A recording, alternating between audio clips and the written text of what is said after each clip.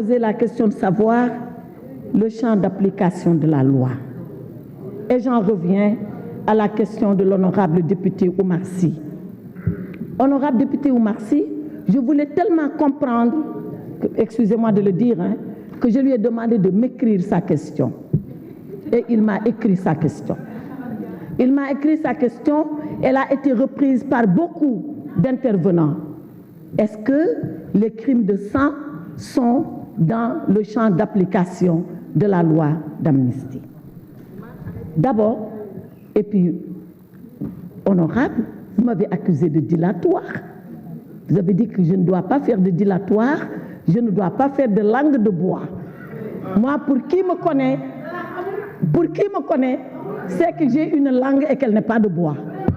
Ça, c'est un. La deuxième chose, si vous m'accusez de dilatoire,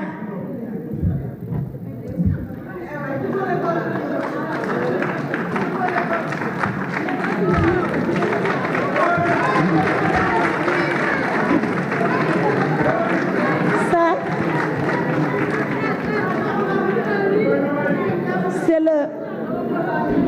c'est le lexique des termes juridiques. Dans ce livre, il y a la signification de tous les concepts, de toutes les notions et de tous les termes juridiques.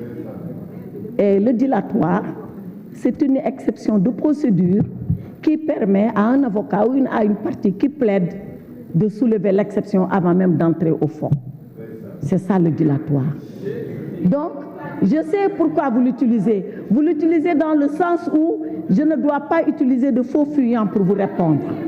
Je n'utiliserai pas de faux fuyants pour vous répondre, honorable. Je vous répondrai directement, simplement et clairement. Première réponse. Crime de sang, ça n'existe pas dans le code pénal sénégalais. Prenez tout le code pénal, vous ne verrez pas crime de sang. Ce qu'il y a dans le code pénal, c'est assassinat, c'est meurtre, et puis c'est d'autres types de délits. L'assassinat, c'est quand vous tuez quelqu'un avec préméditation. Voilà. Donc, c'est ça qui existe dans le code pénal. Mais sans langue de bois, sans dilatoire, dans le sens d'une exception, je réponds à votre question. Le champ d'application de la loi d'amnistie, il est fixé par l'article 1 de la loi. Et l'article 1 de la loi, je n'ai plus le texte de loi. Est-ce que quelqu'un peut m'aider à avoir le texte de loi? Ah, merci. L'article 1 de la loi dit ceci. Sont amnistiés de plein droit tous les faits susceptibles de revêtir la qualification d'infraction criminelle ou correctionnelle commis entre le 1er février 2021 et le 25 février 2024, tant au Sénégal qu'à l'étranger, se rapportant à des manifestations ou ayant des motivations politiques, y compris celles faites par tout support de communication, que leurs auteurs aient été jugés ou non. Voilà l'article 1er de la loi qui fixe le champ d'intervention de la loi d'amnistie. Le champ de la temporalité entre le 1er février 2021 et 25 février 2024 et le champ des infractions commises, qu'elles soient criminelles ou délictuelles, pendant le temps des manifestations. Et vous dites, est-ce que les crimes de sang sont là-dedans? Toutes les infractions criminelles, délictuelles sont comprises dans le champ d'intervention de l'article 1er de la loi. C'est clair, c'est net, c'est du français, c'est même pas du droit. On peut lire et comprendre. Alors, je reviens à ce que je disais tout à l'heure sur encore les questions. Est-ce que cette amnistie, elle va porter sur les actes de torture? Beaucoup de députés sont revenus là-dessus. D'abord, moi, j'aimerais bien qu'on se comprenne. J'aimerais bien qu'on se comprenne.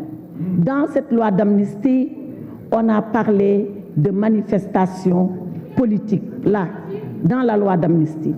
C'est ça que la loi vise. La torture, elle est interdite, elle est formellement interdite, elle est absolument interdite et punie au Sénégal. Absolument. Si moi ou une autre autorité de la République est convaincue que quelqu'un a torturé, c'est la sanction qui l'attend, c'est la peine de prison ferme.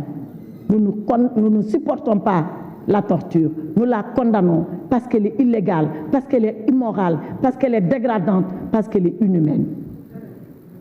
Et je ne voudrais pas qu'on fasse le méli-mélo. Et pour ce qui concerne la torture, mais la loi, elle est là, elle continue de s'appliquer, elle va s'appliquer, parce que l'amnistie, en réalité, l'amnistie va effacer des faits sur un temps bien déterminé. Mais l'amnistie, elle n'efface pas la loi pénale. On n'amnistie pas la loi, on amnistie les faits.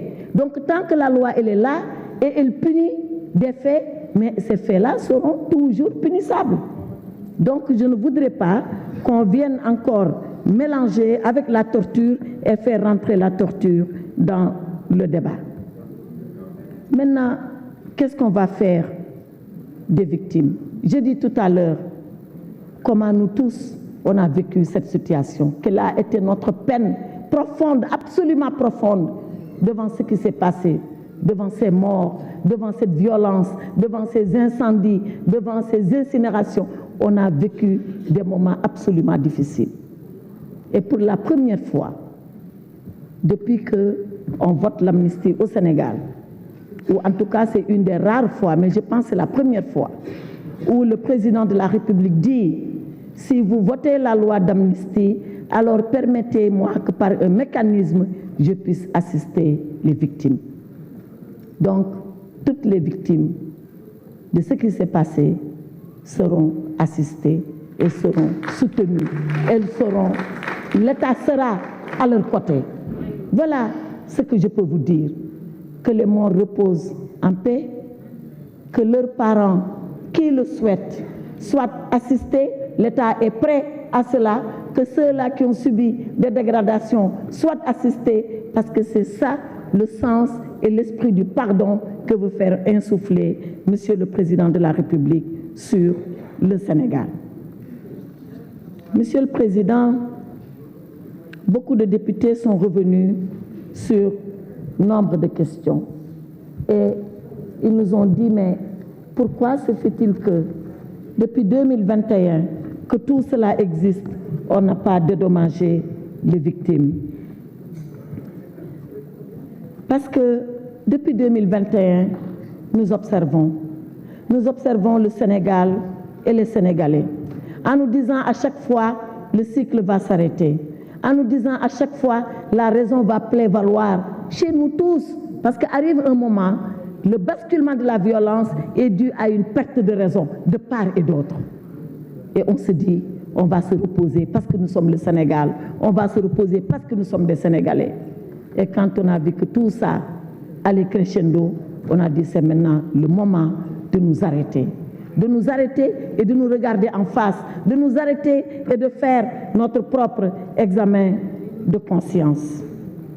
Monsieur le Président, il n'y a guère longtemps, tout près de nous, un grand monsieur s'est levé. Ce monsieur, il s'appelle Nelson Mandela. Nelson Mandela, en 1962, il entrait dans la prison, c'était son procès de Rivogna. Et il avait dit à ses juges et ses contempteurs: je vais aller en prison, un jour je serai libéré de la prison, mais si le sort me destine à mourir dans la prison, je mourrai dans la prison et je ne mourrai pas en vain. Cette prison, ça a été celle de Robben Island. Robben Island, c'est une île au large de l'Afrique du Sud, au large du Cap. J'étais personnellement à Robben Island. Personnellement. Parce que quand je faisais le concours de la rentrée solennelle du stage, j'avais choisi mon sujet sur Nelson Mandela et le procès qu'on lui avait fait. Et je suis partie voir comment il vivait. Et j'ai vu la prison de Robben Island. Première chose qui m'a frappée, il y a une mosquée dans la prison de Robben Island. Il y a une chapelle, mais il y a une mosquée. Quand j'ai posé la question, on m'a dit: c'est des lépreux qui avaient la lèpre dans la prison qui ont construit cette mosquée. Ils avaient la lèpre, ils étaient handicapés, on leur a dit: construisez la mosquée. Ils ont dit: on va le faire parce que nous sommes des croyants. et ils ont construit la mosquée. Et Mandela était là avec eux. J'ai vu comment il cassait les cailloux le matin. Lui, Walter Sisulu, tous ses compagnons avec lesquels il était. C'est ce monsieur qui est sorti et qui a dit « Je pardonne à tout le monde ».